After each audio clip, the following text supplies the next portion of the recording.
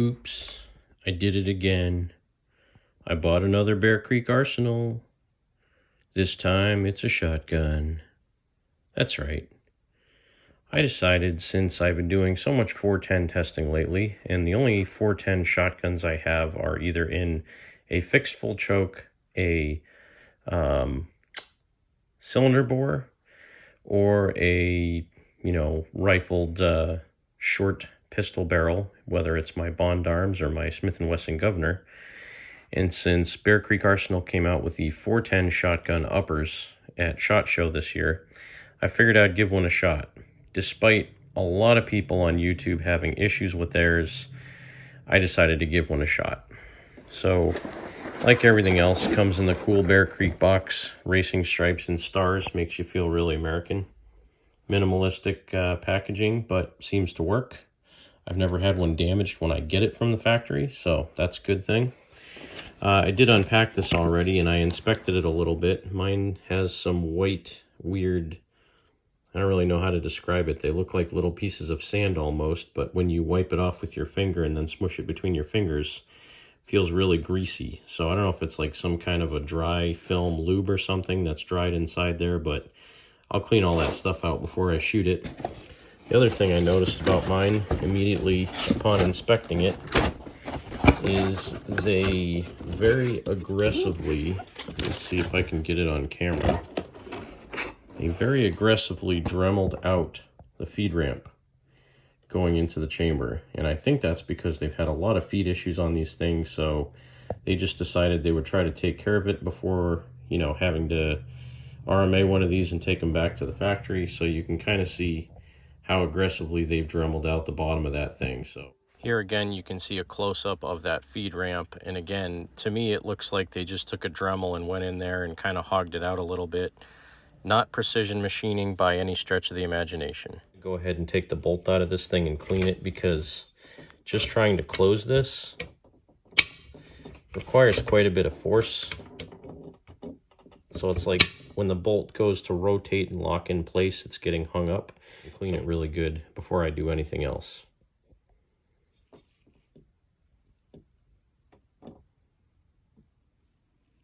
This is something that's a little bit comical. They can't even spell gauge right on the barrel. It says 410 gauge, or maybe it's gauge, maybe it's gauge and it's French. I don't know.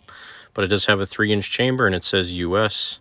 You can see, if you look down in there, you can see that nice choke that they put in the end of it. And this does use your Invector style choke, so the same thing as Mossberg.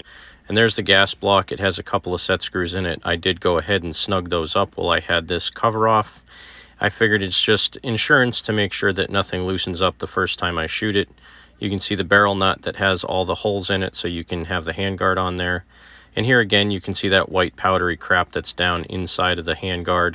Not exactly sure what it was, but to me, it feels like it's some kind of a dry lube that dried out. If you rub it between your fingers, it kind of squishes and turns into kind of a slipperiness. So I don't know what it was, something they used during assembly, but this is all going to get cleaned out. Next, we'll just take a quick look at the bolts, and, looks like any other standard AR bolt. Same bolt carrier that you'd normally see. The face of this bolt looks pretty different, though. You can see that it has far fewer locking lugs than a 223 or 556 or even a 7.62 39 would, and that's just based on the rim design of the 410 shotgun. So there's a couple of the locking lugs that are much bigger than a standard one on a 7.62 or a 223 556, and it has a couple areas that have none in there, again, because that huge shell has to be able to come out of the chamber and eject. And you can see the extractor and the ejector on the face of this bolt. Otherwise, it looks pretty much like a standard one, and you have a standard firing pin. This is probably the Bear Creek Arsenal enhanced firing pin, but to me that doesn't really mean a whole heck of a lot. Hello everybody, and welcome to another edition of Cranky Gun Reviews. I'm glad you joined me. I have a feeling today is going to be a long and tedious and arduous day at the range. I'm kind of a glutton for punishment. I've said it before. I bought a Bear Creek Arsenal 410 AR upper, and that's what I'm starting off with today at the range. I've heard a lot of bad things about them. A lot of times the extractor on the bolt won't go over the lip of the 410 rim and allow it to fully close the bolt and rotate shut. And I did try at my house with some empty hulls last night loading it, and I did see that happen where it wouldn't quite close all the way. But I'm hoping with a little bit of time at the range and a little bit of fiddling, I'll be able to get it to work. So let's go ahead and get set up and see what we can do. Well, I can tell you already, I tried loading one round off the magazine in this thing, and just like videos that I've seen from other people,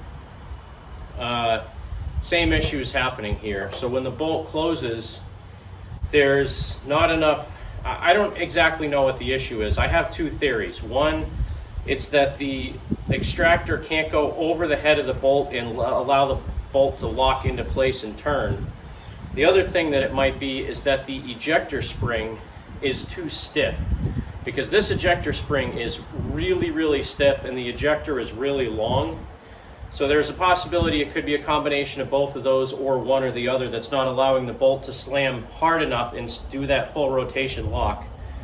But I'm going to try single loading around into the chamber. I'll get it started part way, throw the bolt, and you may not be able to see from back there, but the bolt doesn't close all the way. I can actually stick my finger in front of the charging handle. There's about a ½ inch between the bolt being able to rotate closed. So, and I've tried hammering this thing home. I did get one round to go off, but the shell was completely destroyed. So yeah, I knew this might happen. I took precautions actually. I brought my ramrod out here with me. Kind of safe. Yeah, and again, the head of the shell is just completely bent up. I think it's partially because the ejector spring is too stiff.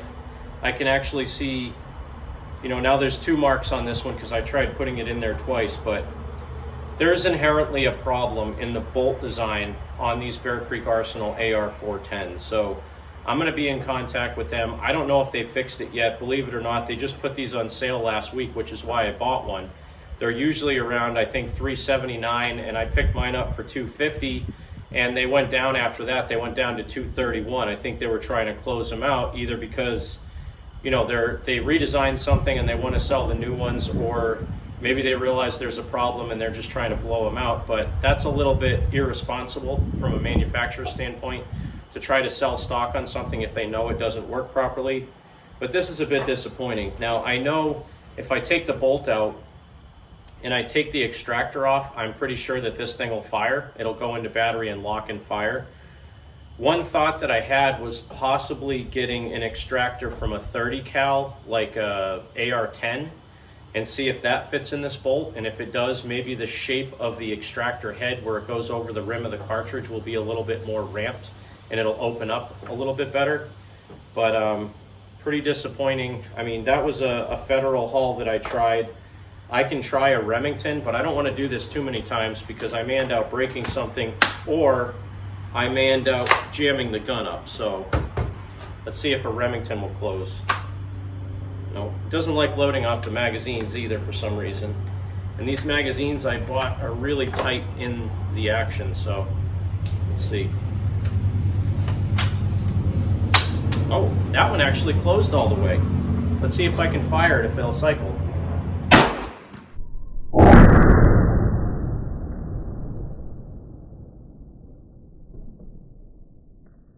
Well, that's at least something. And it ejected it. Well, maybe it means I just need to use Remington shots. Let's try. I'm going to lock the bolt back and try this again. It did like Remington. And the other thing, the bolt doesn't like to stay locked back very easily either. I don't know why. It just, whatever the mechanism is that holds it back doesn't seem to work too well. But oh, well.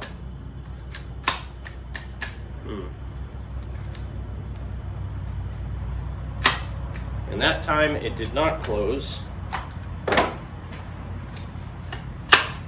Nope. Well.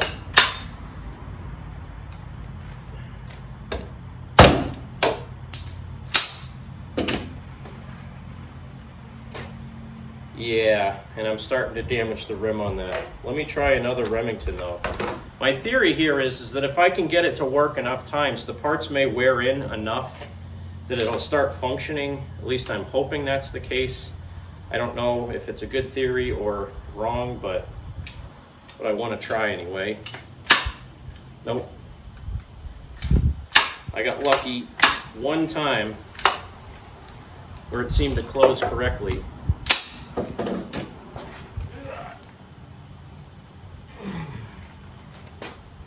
Yeah, it's just flattening out the rim on this. I have some American Tactical here. Let me try one of those. So far, I've gotten 2 shots out of this thing. This is pretty disconcerting. I didn't even turn my red dot on yet because I don't know if this thing's going to function, so. Nope. So, me being the person I am, I'm a tinkerer. I will try to fix this. So these are the rounds that I tried firing. You can see that the rims on them are smashed flat and bent because the extractor can't make it over the lip, except on the one that actually fired. And this one's kind of interesting too because it looks like the firing pin went in too far. I mean, I could be mistaken, but this one, for whatever reason, worked fine. It loaded fine, it extracted, and it fired. But the rest of these, when you try loading them in, you get these flat spots on the rim, and it totally disshapes or misshapes the rim. So I did do a short video showing the temporary fix that I did on this. I have not taken it back out to the range to shoot it again yet, but I will be contacting Bear Creek Arsenal to see if maybe they send me another bolt or if they validate what I thought was wrong.